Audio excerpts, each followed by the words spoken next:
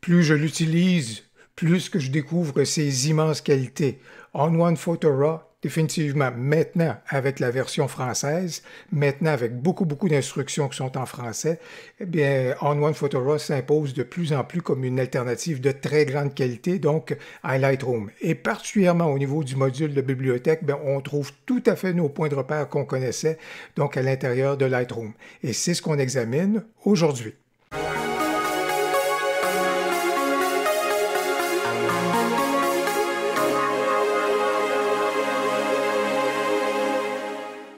Bonjour, mon nom est Louis Lavoie, je suis l'auteur du blog et de la chaîne fairedelabelephoto.com, une chaîne qui s'applique à partager avec vous des trucs, des conseils, des astuces de même que des découvertes afin que vous puissiez progresser dans votre cheminement photo.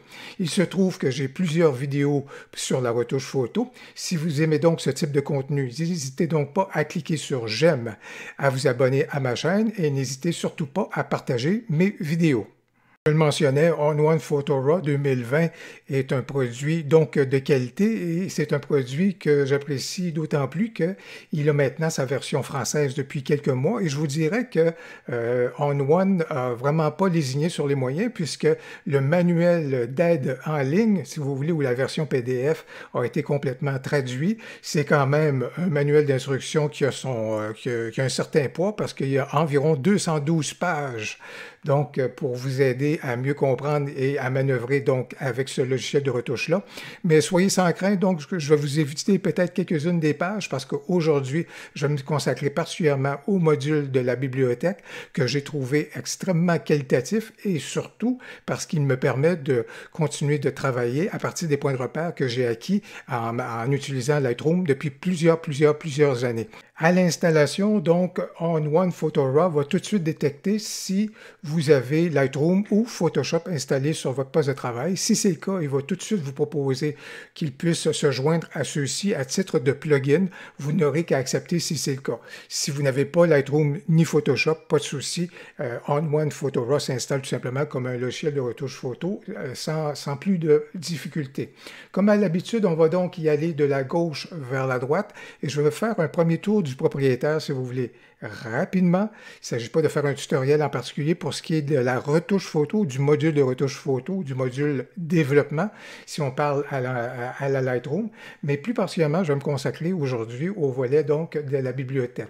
Si on commence par ces éléments-ci, ces icônes-ci sont c'est important si vous voulez pour pouvoir travailler ou manœuvrer ou circuler à l'intérieur de votre module donc de bibliothèque et de votre explorateur en fait. Parce qu'ici, cette icône-ci vous permet d'aller sur votre bureau. Dans ce cas ici, ça va forer un tout petit peu plus à l'intérieur de votre disque dur principal, si vous voulez. Donc, en termes de Windows, c'est le C, mais c'est donc votre disque dur principal. C'est ce qu'on a donc avec cet élément-là. Par contre, avec ces icônes-ci, quand on manœuvre dans ces éléments-là, ici un tout petit peu plus, c'est particulièrement ce troisième élément-ci sur lequel vous allez peut-être cliquer le plus souvent parce que ça vous amène un peu plus vers les dossiers qui ont été catalogués, comme vous le voyez juste ici. Alors, plus spécifiquement, votre bibliothèque de On-One risque de se retrouver beaucoup avec cette icône-ci, donc que vous voyez avec un cœur. Ici, ça vous permet d'accéder à vos disques durs externes, comme vous pouvez voir dans ce cas ici. En fait, c'est vos lecteurs. Je ne devrais pas dire vos disques durs externes, mais plus vos lecteurs. Alors, comme vous pouvez voir ici, je suis dans un environnement Windows, donc mon ordinateur principal. J'ai un lecteur externe ici, le D. J'en ai un autre ici, le K. J'en ai également un ici, le L. Alors, dans mon cas, donc mon infrastructure, je vous dirais qu'elle est donc assez large.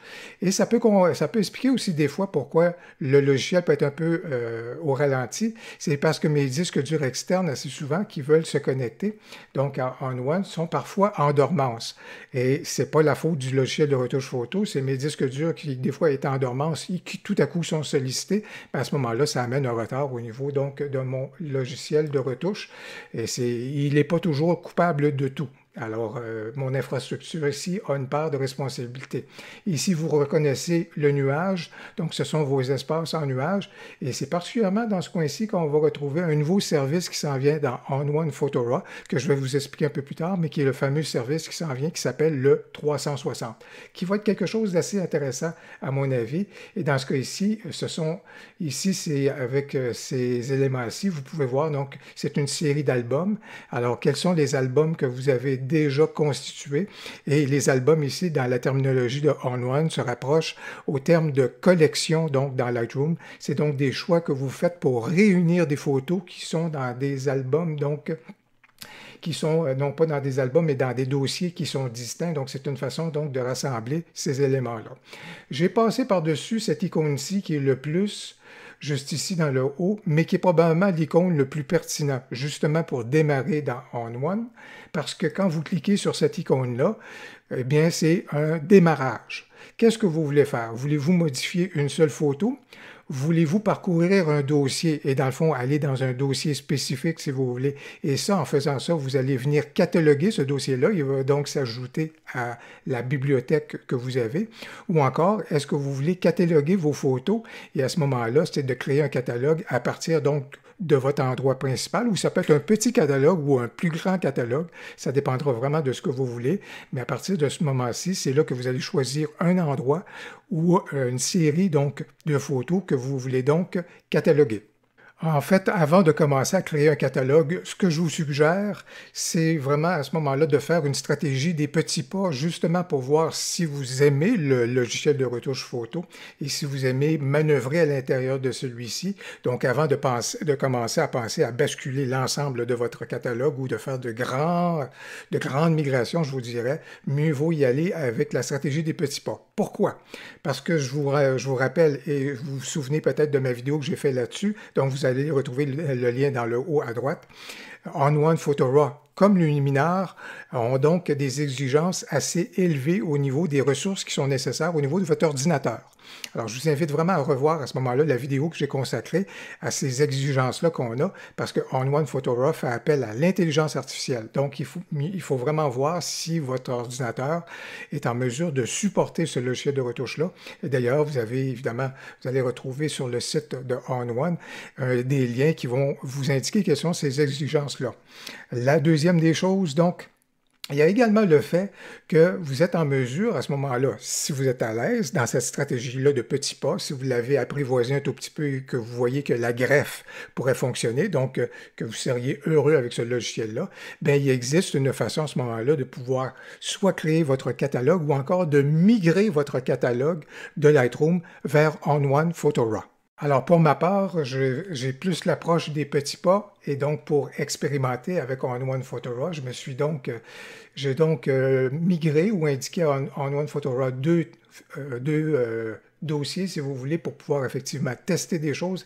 Et ce que je trouve très intéressant, c'est que déjà, juste en indiquant l'endroit pour deux dossiers, des trucs de gens qui sont déjà donc catalogués, bien, tout de suite, si vous regardez juste ici à la droite, tout de suite, ON1 Photo Raw est allé extraire des mots-clés qui étaient propres donc aux deux dossiers que j'avais. C'est donc dire que ces mots-clés-là, tout ça, ces éléments-là étaient déjà dans les métadonnées et qui sont venus donc avec les dossiers et avec du repérage qu'il a déjà fait à l'intérieur de Lightroom. Ça veut donc dire que déjà, ça se passe super bien et on est donc en mesure de regarder des éléments. C'est donc dire que je vais juste utiliser ici un raccourci j'utilise donc la lettre F, si vous voulez, pour pouvoir avoir ce genre d'aperçu-ci. Et je vous donne des raccourcis, mais vous allez les reconnaître parce que c'est intéressant. Il y a une parenté avec Lightroom.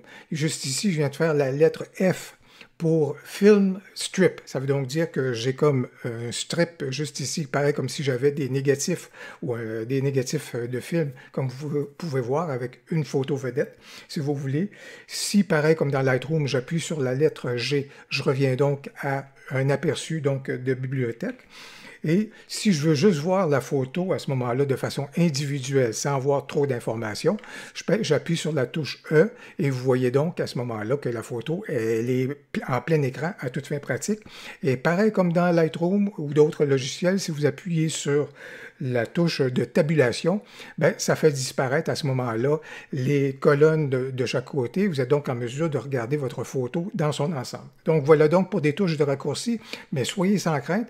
Pareil comme le manuel d'aide en ligne tout à l'heure que je vous ai indiqué, vous allez aussi retrouver une page qui porte sur les raccourcis donc de ON1, les raccourcis clavier, et vous allez retrouver ça également dans le descriptif de la vidéo. Je reviens donc à mon look avec justement mes négatifs et on poursuit donc notre exploration juste ici. Vous pouvez donc voir mes deux dossiers tests sont juste ici. Par la suite, si vous créez un album, donc collection sous Lightroom, vous avez juste besoin de cliquer là-dessus. Vous êtes en mesure de faire une recherche par date et donc dans tous les répertoires ou les dossiers que j'ai jusqu'à maintenant, ben, ici, à cause des métadonnées, ON1 a déjà repéré les photos qui sont de 2020, 2019, 2018, 2015, 2014, etc. Donc, il y a déjà une forme de recherche que vous êtes en mesure de faire juste ici. Si vous avez déjà indiqué dans vos photos quelles sont celles que vous aimez, il y a déjà des pré-réglages, si vous voulez, celles qui ont 5 étoiles, celles que vous avez retouchées de façon récente, etc. C'est donc ici, c'est ici qu'on retrouve nos façons de rechercher à ce moment-là nos contenus et qui sont indexés donc à l'intérieur de ON1. Et je vais pouvoir vous montrer des choses plus particulièrement par rapport aux mots-clés parce que ça, c'est la façon que je fonctionne. Et finalement, un dernier élément, si vous voulez, dans cet élément-ci, juste ici avec appareil connecté, bien, pour ceux qui aiment bien pouvoir photographier en direct et basculer le tout directement dans leur logiciel de retouche photo, ce qu'on appelle en anglais Featuring. Alors à ce moment-là, je prends une photo et tout de suite, ça s'en va dans le catalogue, si vous voulez, ou dans un album que vous aurez indiqué, ou plutôt dans un dossier que vous aurez indiqué. Puis à ce moment-là, c'est déjà, si vous voulez, déjà prévu dans les menus à ce moment-là, et c'est beaucoup plus facile, je vous dirais donc, en utilisant justement cette fonction-ci, de pouvoir justement photographier et envoyer directement notre photo dans notre logiciel de retouche photo. Avant d'aller plus loin, je m'en voudrais aussi de ne pas survoler, si vous voulez, le menu que vous avez juste ici, qui est relativement donc classique.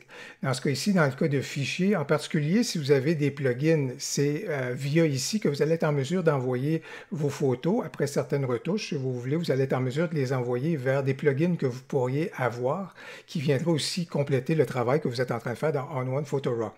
Dans Modifier, juste ici, je reviens dans quelques secondes.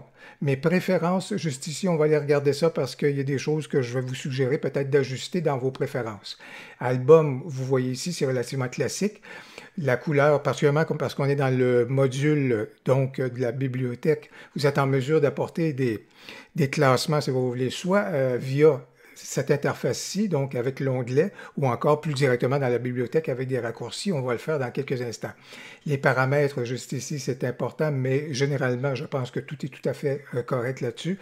ON1 Sync ici, on va y revenir, mais c'est le fameux nouveau service de ON1, le fameux 360 qui va arriver sous peu dans quelques semaines. Alors, ça pourrait être intéressant. Je vous en ferai part à ce moment-là.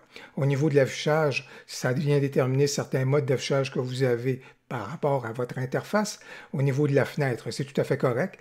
Et si jamais vous avez besoin d'aide, ben à ce moment-là, juste ici, l'aide en ligne, vous êtes en mesure de trouver les mises à jour. Bref, ici, c'est vraiment des onglets classiques que vous allez retrouver et vous allez facilement retrouver vos points de repère à l'intérieur de celui-ci. Par contre, au niveau de préférence, on va aller regarder des éléments qui sont là. Alors là-dessus, ici, sur le premier, moi personnellement, je n'ai pas eu nécessairement de trucs que j'ai vu à modifier. Par contre, au niveau des fichiers, ça ici, ça a son importance. Quel est le format de fichier quand vous voulez sauvegarder vos fichiers à ce moment-là? Vous n'avez pas besoin de les sauvegarder à chaque fois, c'est pas vrai, mais si vous voulez justement les exporter, alors, dans ce cas ici, moi je privilégie le format PSD. Mais vous avez d'autres possibilités, que ce soit des calques ou des JPEG. Alors, cet élément-là, vous déterminerez lequel est le plus judicieux pour vous. Au niveau de l'espace de couleur, moi, j'aime bien travailler avec un espace de couleur le plus riche possible. Donc, c'est pour ça que j'y vais pour celui-là. Par défaut, ON1 va vous suggérer un espace de couleur qui est plus restreint, mais qui est plus polyvalent à l'ensemble d'Internet, si vous voulez, donc le fameux sRGB. Mais moi, je préfère plus travailler dans un espace de couleur qui est plus riche, que ce soit soit celui d'Adobe, soit le ProPhoto. Donc, vous verrez si ça vous convient. Et c'est surtout à l'exportation de ma photo à ce moment-là, surtout dans le mode JPEG, que là, je réduis parce que ça s'en va beaucoup plus sur le web, ça s'en va beaucoup plus à des endroits où j'ai pas besoin d'une plus haute résolution. Mais lorsque je travaille, moi, j'aime bien avoir un espace de couleur qui est un peu plus riche, je vous dirais. Au niveau des plugins, si vous voulez, c'est là que vous pourrez indiquer justement comment vous voulez que ça travaille et l'interface, si vous voulez. Moi, dans ce cas ici, j'ai repris mes choix, mes préférences que j'avais auparavant. Au niveau du système, des fois, si jamais vous commencez à avoir un peu de difficulté, peut-être que ça va être ici que vous allez avoir besoin de pouvoir régler des choses. Mais justement, quand je vous parlais des exigences élevées, bien, utilisation ici de la VRAM, c'est donc la mémoire virtuelle qui est nécessaire pour votre carte graphique, bien, ça peut être ici que vous avez des éléments justement à modifier, si vous voulez, pour enrichir les ressources de votre ordinateur, pour les mettre à profit de ON1. Si jamais vous commencez à trouver que c'est un peu à la traîne, ça peut être ici que vous allez avoir à justement venir jouer un tout petit peu dans vos préférences pour pouvoir améliorer la performance de ON1 sur votre poste informatique. Si on poursuit notre tour du propriétaire, on va regarder de ce côté ici. Donc, pour cette photo-ci, quelles sont les métadonnées? Donc, au niveau de la capture de photos, la prise de vue. À ce moment-là, quels sont les mots-clés que vous avez. Ici, IPTC, bien, vous allez retrouver à l'intérieur de cet élément-là, je ne clique pas là-dessus parce qu'il y a des données plus personnelles pour moi, mais au niveau IPTC, vous allez retrouver ici vos droits d'auteur, vos coordonnées à titre de créateur. Si vous avez donc investi votre photo de ces métadonnées-là, bien, à ce moment-là, c'est là que vous allez retrouver emplacement, bien sûr, la géolocalisation, etc. Et juste ici, vous pouvez reconnaître qu'il s'agit donc d'une liste de mots-clés à l'intérieur desquels donc vous pouvez donc puiser à ce moment-là pour enrichir votre contenu. Mais bien entendu, plus il va y en avoir, plus à ce moment-là, la liste de mots-clés va donc s'enrichir. Voilà donc qui complète un tout petit peu notre tour du propriétaire pour ces éléments-là. Bien sûr, vous retrouvez les icônes ici, partager, l'exportation, l'impression, ce sont des classiques que vous retrouvez là. Mais là, on va passer à une autre étape, justement au niveau de l'importation dans ON1. Au niveau de l'importation, vraiment pas de souci. Là, je viens d'introduire une carte mémoire, donc, pour pouvoir télécharger ou importer des photos. Alors, c'est le classique, surtout si vous arrivez de Lightroom dans Fichier, importer depuis l'appareil. Et là, ON1 va vous demander à ce moment-là quel est l'appareil donc en question, quel est l'endroit où est-ce que vous voulez justement retrouver cet élément-là. Aucune photo, bien sûr, parce que ici, je n'ai pas encore indiqué la source. La source, c'est donc juste ici au niveau d'un lecteur que j'ai et comme vous pouvez constater à ce moment-là, il est prêt donc à télécharger les photos qui sont donc sur cette carte mémoire-là. Je vous dirais que ce qui est intéressant, bien entendu, vous êtes en mesure de déterminer à quel endroit vous voulez que ça aille. Donc ici, dans ce cas-ci, c'est mon emplacement principal de mes photos. Soit que vous indiquez déjà le nom du dossier en question selon la stratégie que vous voulez. Est-ce que vous voulez envoyer ces photos-là à l'intérieur, soit d'un nouveau dossier, ou encore vous voulez l'envoyer dans un dossier déjà existant? Bien sûr, ici, vous pourriez faire le choix de l'endroit où vous voulez basculer les éléments. En plus, tout comme dans Lightroom, est-ce que vous voulez sauvegarder la photo ou votre téléchargement aussi sur un autre disque dur? Vous avez pu voir que j'en ai quelques-uns. Donc, vous l'importez à un endroit et simultanément, à ce moment-là, voulez-vous sauvegarder à un autre endroit également? Ce serait ici que vous pourriez le faire. Je vous dirais que là où est-ce que je suis content de le voir, ce qui me chagrinait un tout petit peu au début quand j'ai fait le test au niveau de l'importation, c'est que sur ma carte mémoire, j'ai des prises de photos qui sont réparties sur 2 dates. Et moi, ma stratégie, si vous voulez, de téléchargement et puis de catalogage, c'est vraiment par date et les mots-clés jouent un très, très, très grand rôle. Or, juste ici, je ne voyais pas de façon, justement, que j'étais capable de dire non, je veux télécharger déjà une première date et dans un répertoire avec cette date-là, puis cette autre série de photos-ci dans un autre répertoire parce que c'était à une autre date. Mais il n'y avait pas, contrairement à Lightroom, cette possibilité-là déjà de segmentation. Or, c'est déjà prévu, mais juste justement, c'est juste ici que vous venez dire à ce moment-là que vous voulez vraiment à ce moment-là que ce soit téléchargé à cet endroit-là, mais organisé par jour. Et en laissant donc ON1 opérer de cette façon-là, il va exactement reprendre la séquence et la logique de mon organisation, c'est-à-dire que même si je ne l'indique pas, il va créer deux répertoires, donc selon les dates qui sont distinctes selon les photos, et les photos vont se distribuer dans ces deux répertoires-là, si vous voulez, dans ces deux dossiers-là. Alors, ça fait tout à fait mon affaire. Au niveau des métadonnées, au niveau des pré-réglages, c'est ici surtout une première fois et vous pourrez peut-être faire une première importation si vous voulez. Vous allez être en mesure justement d'indiquer toutes vos données IPTC, c'est-à-dire vos données au niveau du droit d'auteur, votre nom, peut-être une mention juste ici en disant, par exemple, tout droit réservé. Vous allez indiquer les mots-clés, bien entendu, juste ici pour les photos, si vous voulez. Vous pourrez peut-être à ce moment-là les segmenter. Mais juste ici, vos contacts comme créateur. Alors, qui suis-je? Quelle est mon adresse? Les trucs de genre. Si jamais il y a une réclamation, ben, toutes ces données-là ici seront donc tout à fait utiles. Et vous allez être en mesure donc de sauvegarder cette première saisie-là comme étant une espèce de pré-réglage d'importation. Et c'est justement ici que vous serez en mesure dans pré-réglage, de venir dire oui, ce que j'ai sauvegardé, c'est droit d'auteur 2020, Louis Lavoie, par exemple, comme titre, et il va l'appliquer à ce moment-là selon votre bon vouloir. Il va l'appliquer donc sur vos nouvelles importations, éventuellement, quand vous lui indiquerez la chose. Bien sûr, ceux qui ont l'œil ont constaté la difficulté qu'on peut avoir, surtout si j'importe des photos de deux dates distinctes. Si je mets ici des mots-clés, ben, les mots-clés vont s'appliquer sur l'ensemble des photos que j'importe et ne seraient certainement pas pertinentes serait pertinente pour une date, mais pas l'autre, et ainsi de suite. Donc, c'est un petit peu plus difficile, je vous dirais, dans ce cas ici, de pouvoir, à ce moment-là, segmenter nos mots-clés. Certainement pas de cette façon-ci. Mais je vous dirais, si je m'en vais juste ici, il y a une autre façon d'y arriver assez rapidement et aisément dans ON1. Alors, si je regarde ces photos-ci, je viens constater que, par exemple, si je clique sur celle-là, vous voyez, cette photo-ci n'ont presque pas de mots-clés, en tous les cas, certainement pas trop, et il en manque un qui est important. Donc, si je prends celle-ci, je prends celle-ci, et pour rien vous cacher, celle-ci également, je les sélectionne, celle-ci et celle-ci. Ben, qu'est-ce qu'elles ont en commun? Ben, elles ont toutes été prises sur l'île d'Anticosti. Vous connaissez Anticosti, et à ce moment-là, c'est pour soi, c'est un coin de pays qui est fort intéressant à découvrir sur la côte nord au niveau du Québec. Et comme vous pouvez voir juste ici, à ce moment-là, elles sont relativement vierges, ces photos-là, donc de mots-clés. Alors, tout ce que je vais faire, c'est que le mot-clé que j'aimerais bien qu'elle puisse avoir, c'est Anticosti. Je vais venir juste ici, je vais choisir Anticosti, je vais cliquer dessus. Et ici, on me dit, est-ce que vous voulez changer les métadonnées sur toutes les photos sélectionnées?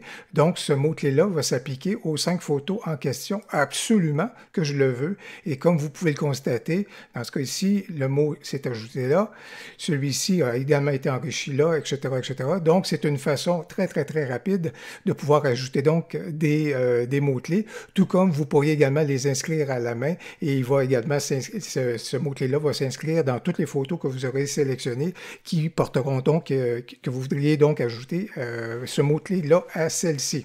Et évidemment, par la suite, ben, c'est sympathique de pouvoir fouiller pour nos photos avec les mots-clés, plutôt que dans Lightroom, qu'on aille toujours un peu à dire dans l'affichage, oui, affichez-moi la barre de filtre et des trucs du genre. Ben, cette barre de filtre-là, elle est toujours ici, justement à la gauche. Et vous êtes donc en mesure donc, de pouvoir faire des recherches, soit par la temporalité, si vous voulez, ou encore, juste ici, correspondant à tous les critères. Non, je veux surtout que ça corresponde à des mots-clés. Donc, vous déciderez juste ici, vous pourrez choisir à ce moment-là quelle est la façon, quelle est la façon que vous voulez fouiller pour vos éléments, mais vous pouvez donc effectivement privilégier le fait que vous recherchez avec les mots-clés.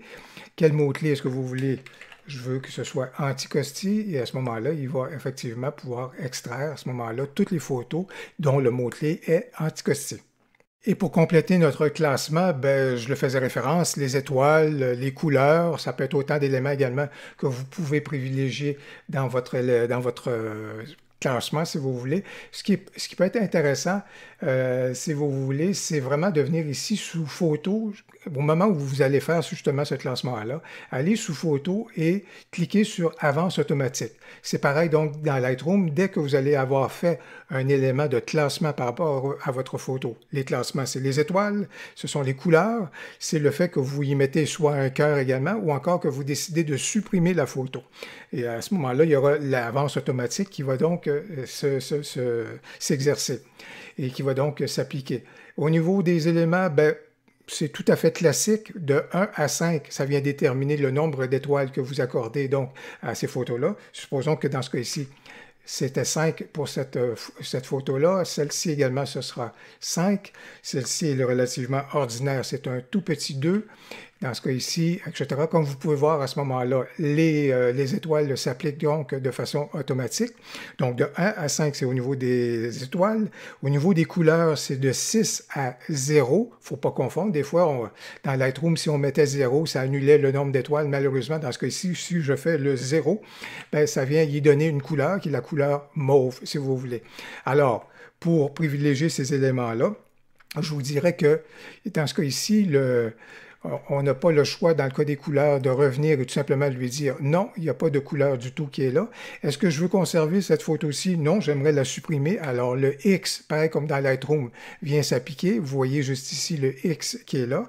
Celle-ci, par contre, non, c'est un coup de cœur si vous voulez. Donc si c'est un coup de cœur, c'est la touche P qui est le raccourci pour le faire. Donc X, on veut supprimer, P, on veut conserver. Et si jamais ici, on s'est trompé, je vous dirais que le U vient annuler à ce moment-là nos commandes. Donc, au niveau des raccourcis clavier, ce sont donc des éléments qui sont utiles pour accélérer notre processus. Vous allez retrouver dans le descriptif, évidemment, le lien vers ces raccourcis clavier-là, mais je viens d'en partager quelques-uns avec vous. Voilà donc qui complète notre tour du propriétaire, si vous voulez, de ON1.